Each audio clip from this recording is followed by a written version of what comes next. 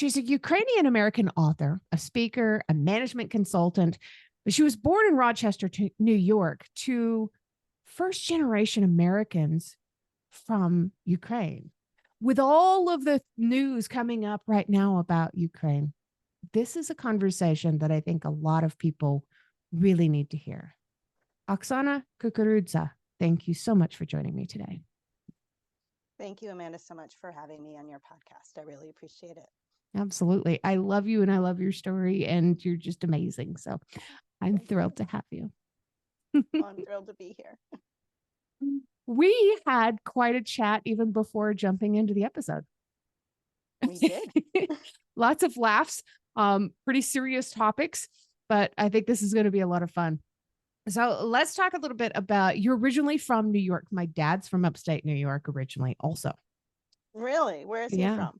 I know that my grandfather's street was named after him, and it was Sherman Way. Not far from Rochester. I think my dad went to school in Rochester. Oh, wow. That's amazing. Yeah. So, Amanda, I was born and bred in Rochester, New York, and did everything from primary school through high school in Rochester.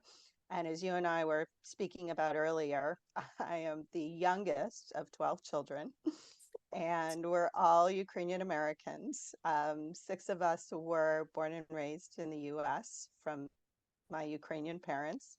The other 6 were born in Germany after World War II and immigrated with my parents to Rochester, New York, where they were able to find a sponsor to help them integrate into the United States and our society.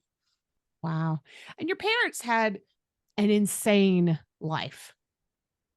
Yes, That's definitely. that's Very just kind of one traumatic way of summing times. that up. Yeah. Yeah, it was traumatic times and it was a very traumatic life. Right. They were both born in little villages in Western Ukraine in a region that is called Galicia.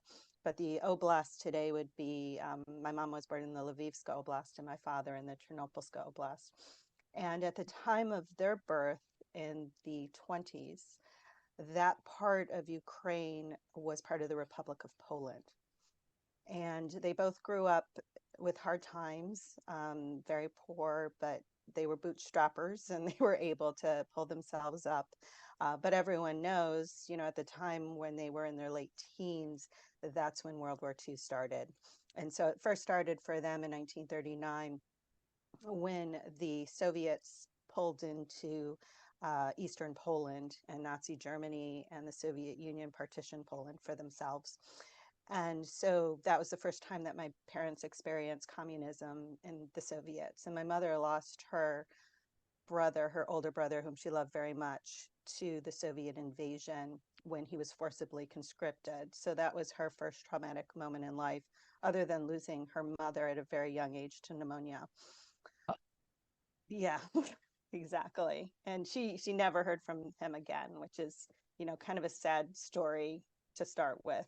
And then in 1941, that's when Hitler decided to invade the Soviet Union. And that part or that region then of the Soviet Union became a part of Nazi Germany. And then more trauma happened because the Germans it's a large country, but it doesn't have, an indefinite large population to pull from. They needed all of the active men for military service. And so they realized that they needed Eastern workers. And because the Nazis, I hope many of your listeners know this, but the Nazis were racist and they had a master race theory by which they put the Aryans, which was anyone who had Germanic blood. So Germans, Nordics, Western Europeans were at the top of their hierarchy. And then they had, many people know at the bottom were the Jews and the Roma and the homosexuals that were considered non-human and only good for extermination. And then in the middle class, which I believe a lot of people don't know this, the middle part of this hierarchy were the Slavs and Eastern Europeans, which basically made up the Baltics, Eastern Europe, and the Soviet Union. And Slavs were considered to be subhuman and only good for slave labor. And so the Germans, soon after the start of the war in 39, they were already forcibly taking people from Western Europe and from other occupied territories to work in Germany so they could continue to fuel the war, because they needed people to farm the land, to build the bombs, to, produce what was needed for the German economy and the German war to keep it going while the men were off fighting. And so they started out by using propaganda tools to recruit people in the occupied territories. And they used posters. They went to churches and, told the priests, what wonderful job opportunities there were. They had all of these propaganda posters and notices. And my mother ended up going to Germany to work because she believed the propaganda and the posters. My father, on the other hand, he was forcibly deported because people were also kidnapped. So if the propaganda didn't work, you were just taken off the street and forced to go to Germany to work. And then when people started to realize that no one was coming home from working in Germany, less people were volunteering. And so more kidnappings were happening. Mm. And when the people came to Germany, the way that they were treated very much depended on the hierarchy of the master race. And so for Western Europeans, even though they were forcibly conscripted to be laborers, they were treated close to Germans, and they were, paid a decent salary. Whereas Slavic labor, especially coming from the Soviet Union and Poland, they had to wear patches. So Poles had to wear a P on their clothing at all times, very similar to the Star of David, right? Right. That we've heard of from the concentration and extermination camps. And then if you came from the Soviet Union, as my parents did, then they had to wear an OST, which stands for Ostarbeiter, which means Eastern worker. And people were treated differently based on not wearing a patch or having a patch to wear. And the Eastern workers, or the Ostarbeiters, were treated the worst. They made barely no salary at all. And they lived in very harsh conditions and in camps that were guarded. And when I've seen examples of those camps, they look a little bit better than maybe a concentration camp. And they weren't fed very well. They weren't clothed very well. So it was a very difficult living situation for many of them. Some others had better situations. If they were able to work in someone's home, they might be treated better. Or if they were working on a farm, they might at least have access to better food, more food, or not be in such locked conditions. My parents had very different experiences. My mother worked in a couple of different places where she was locked up in a camp with guard dogs and SS guarding her. She's talked to us about those stories. Whereas my father was working on a farm, so he had a little bit more freedom. And so with everything that's happening in Ukraine and their parents, their stories and their difficult situation during the war, but then their liberation and life as refugees and finally making a home in the United States, I feel like with the war in Ukraine, so much of that is happening again today. We're hearing about internment camps, we're hearing about refugees. There's bombs everywhere. And I really wanted to write this book to shine a light on this time during World War II that feels like it's happening again. And it just feels eerily familiar.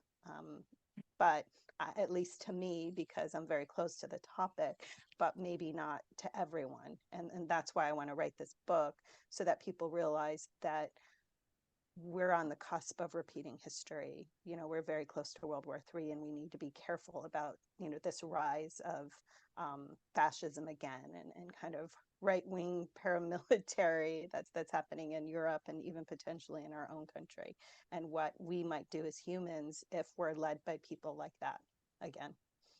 It's so interesting. We were talking a little bit before the show, and I admitted to you that I used to be a museum guide specializing in the Holocaust exhibit at the Museum of Tolerance in Los Angeles.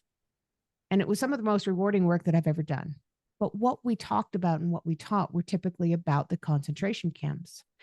In Mhm. my mind, that is very similar to what I experience in the anti-trafficking movement. People only want to talk about sex trafficking, even though that's only for 14% of the problem worldwide. The Mhm. biggest problem, again, is labor trafficking, slave Mhm. labor. Right. This is a major problem, but it doesn't sell the headlines. It's not got that same kind of shock factor. Do you feel like that's why a lot of people aren't really talking about the slave camps and stuff back then, and why they only want to discuss the Holocaust and the people that were dying in the death camps? Yes, I do believe that that's part of the reason why it's such a small piece of history that's really discussed. I believe the other is because it impacted even more people. So I've read that about 13 million people in Europe were forced to go to Germany for work. That doesn't count the additional millions that were forced to work in the occupied territories. So just in Wow. Germany alone, there were 13 million people brought from Western Europe and Eastern Europe to come forcibly work to Germany, and they couldn't have ended up in concentration camps. So I think one is the magnitude of the numbers and hard to get your head around them, Yeah. whereas, and then secondly, the magnitude of their experiences were definitely not, at the same level as concentration camp or death camp. And I think the third thing too is many of those who suffered either willingly or forcibly went back to Eastern Europe or the Soviet Union. And as many of us know, if we know our history, after World War II, that became an Iron Curtain. And there was very little communication between the West and the Eastern part of Europe and the Iron Curtain. And so I think we lost a lot of those stories too, because they were kind of squelched within Eastern Europe and the Soviet Union. I've seen, I think, one book that's come out from Russia on the topic, but I'm even afraid to read it because it could be filled with mostly propaganda. I'm not sure even how true it can be or it would be. I know a few people who are starting to write about it, but I think it's because the people were, the majority of the people that were impacted by it the worst were stuck in the Soviet Union, so couldn't tell their stories as Right. maybe others could. And then I know for people like my parents and others who did make it to a free country like the United States, they just wanted to forget about it and keep their heads down. And they also felt like our story was bad, but we want to forget about it. We want to move on, and it's not as bad as the other stories. But I truly believe, Amanda, we need to tell the whole story. I mean, as you've talked about with trafficking, we need to talk about the whole trafficking story, not just the sex trafficking story. Like for this, we need to talk about the whole trauma that the Nazis inflicted, not just the Holocaust story. Right. There was a famous dictator who once said that a single death was a tragedy, a million deaths is a statistic. It's the same thing with what it is that we're talking about today with this slave labor that was occurring back then. But we also have this problem that I think people are only now just starting to come around to understanding that traumas are not trophies. You cannot compare your experience to somebody else's experience. It doesn't matter if you survived or not, you have a story. It doesn't matter if you don't think your story is as bad as somebody else's. It has completely altered your life. Your story is important and needs to be heard. I think there's not a school child alive today that hasn't heard of the Diary of Anne Frank. We didn't get a diary from any of the slaves. We didn't get a diary from the Eastern Europeans who went through what your parents did. We didn't have that. So they became the statistic, whereas Anne Frank became the tragedy. That's got to change. That's a really good point. Yeah. And I think it was Stalin who famously said that quote, or at least he's given credit for it, which is Yes. just an Yeah. atrocious quote by any magnitude. But I do agree. And I think what's interesting too is I've been talking with a lot of either young displaced persons that were born in the displaced person camps after the war, whose parents had similar experiences. And there is a real interest in starting to get those stories out more. And I've seen a lot of support for what I'm trying to do with just about everyone in the Ukrainian community that I speak with here in the US, whose parents or grandparents went through very similar situations. And they agree that the time is right for these stories to come out, so that we don't become statistics, or we don't become, completely lost history. And there's another really good reason for sharing this information now as well, especially with what's happening in Ukraine, is the propaganda that Putin and Russia is is filtering through our social media and through the media outlets, that somehow Ukraine is full of Nazis. And if more people understood the trauma that Ukrainians felt and experienced against the Nazis, not just the communists, then I think there would be a greater understanding of why there's only 1% of the Ukraine population that would consider themselves, that ultra right wing is to be considered potentially a fascist or a Nazi, because many of them suffered under Nazis too. And so the propaganda is just propaganda. It's not real. And I want more of these stories to come out so people understand the history a little bit better and understand that there's really no reason for Ukraine to want to turn to Nazism. And it's not just because Zelensky is Jewish. There is a history and a real trauma there for them around this topic. And speaking of these stories coming out, your book is hopefully coming out soon. I want to talk a little bit about just the title to begin with. Sunflowers bend but rarely break. And it's an absolutely gorgeous cover. It almost looks like a painting background with bright yellow sunflowers on it. And for people who aren't familiar with Simon Wiesenthal, he was one of the people who was going after Nazi war criminals. Yes. And he was an incredible person. And he wrote the book Sunflowers. And I was wanting to know if there was a tie in between these two. Sunflowers are symbolic, right? They absolutely are. So I hadn't thought of that connection, but I think that's another really good connection to the book. I chose this title for some different reasons. One is sunflower is the national flower of Ukraine.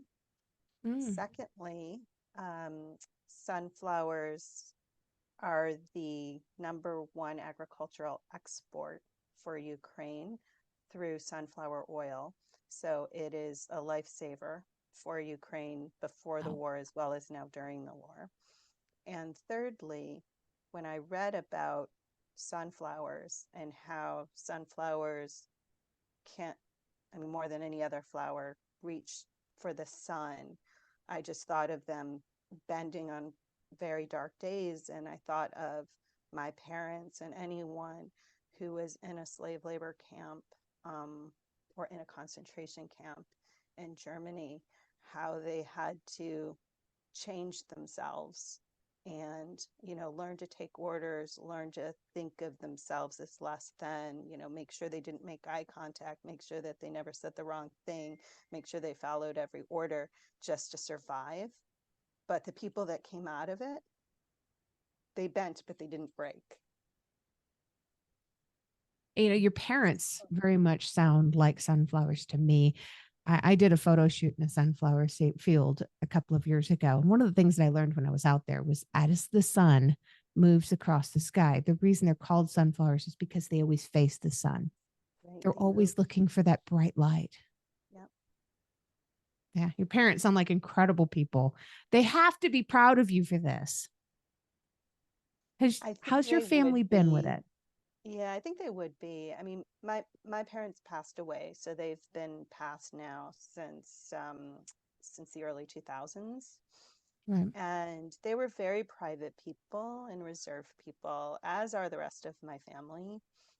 And so I think for them, they would have a little bit of heartache about it because of the privacy issue. Yeah. Yeah, I could see that.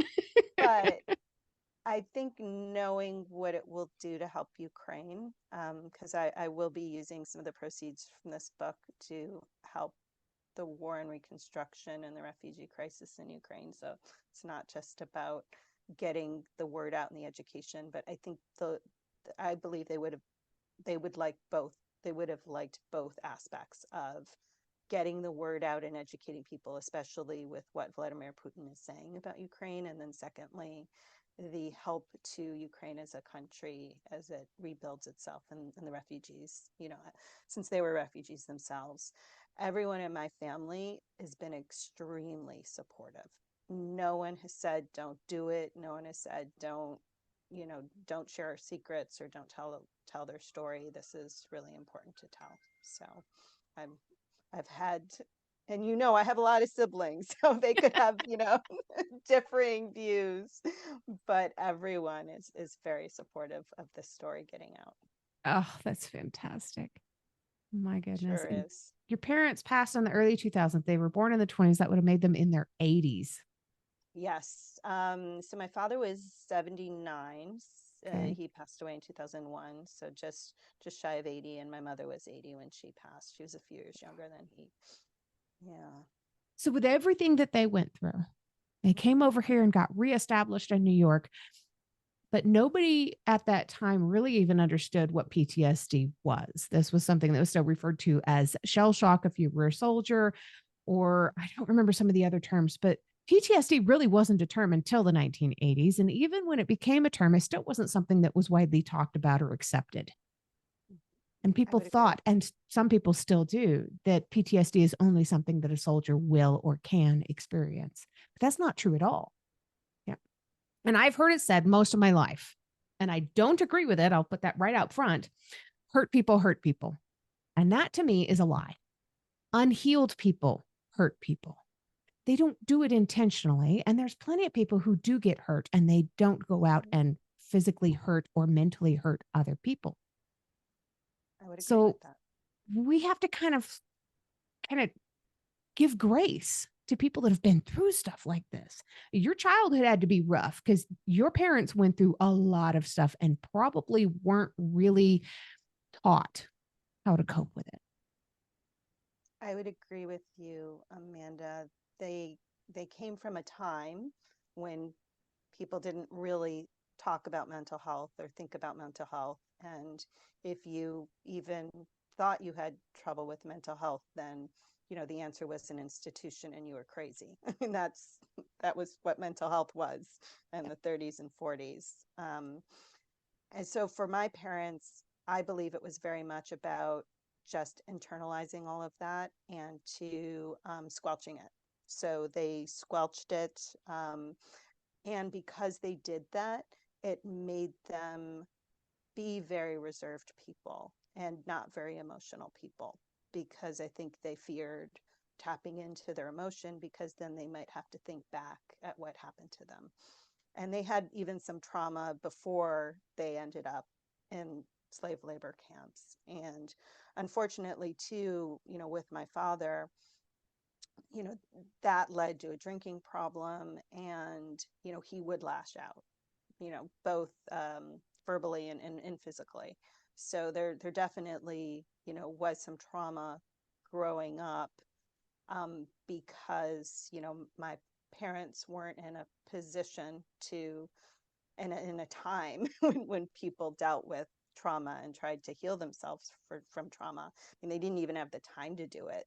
They were just trying to survive, in a new country that had taken them in. And, my father worked, 2, 3 jobs at a time all the time. And my mother had many mouths to feed and to take care of at home. So I think they didn't have time to think about it and to heal. And I think they did the best they could. And so, you also can get multi-generational trauma. And there's definitely some of that in my family because of, or I would say, all of us have been impacted by multi-generational trauma, if I want to be candid and honest. And, we all are dealing with it in different ways. And I love that you are able to deal with it. Yeah. Did you find that writing this book and looking that much into your parents' past helped you to have more understanding for who they were? Absolutely. I started that process in my early 20s because when I was young, I was very angry with them. I didn't get the physical abuse, but I got a little bit of the verbal from my father. And they were older and I was the youngest. And so they didn't give me very much attention. And that's what bothered me was, kind of being forgotten. And so in my early 20s, I decided to spend a lot of time with them. I knew they were getting old and I wanted to get to know them better. And I wanted to spend more time realizing where they came from and why they acted the way that they acted, and to be able to locate the triggers and be able to turn the trigger off when I found it. And I was able to do that quite well with both my parents. The harder nut to crack was my father, but when we did that, it made for a beautiful relationship up to his last days. I hate that we're running out of time, um, but it has come to that time where I have to ask you my last question.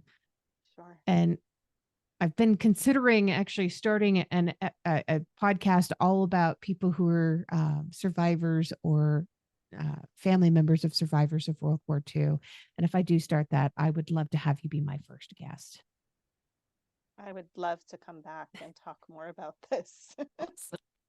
So, my very last question, it's always my favorite question. What is one thing that you love about yourself that's not related to your physical appearance?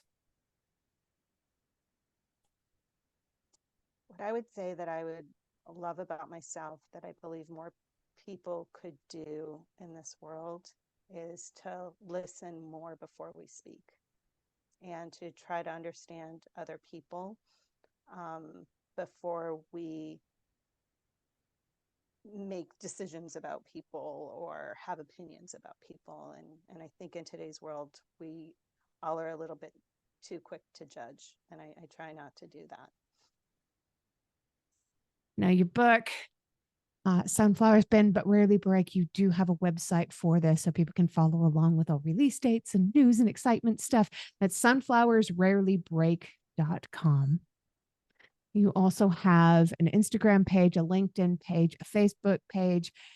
You've got all kinds of stuff. I'm going to make sure I have all of these links in the episode description. But this has been such a wonderful conversation with you, Oksana. I cannot thank you enough for joining me. Thank you. Thank you so much, Amanda, for having me. I really appreciate being here and knowing a little bit more about your story. I'm really grateful that you had me and that we have this World War II connection.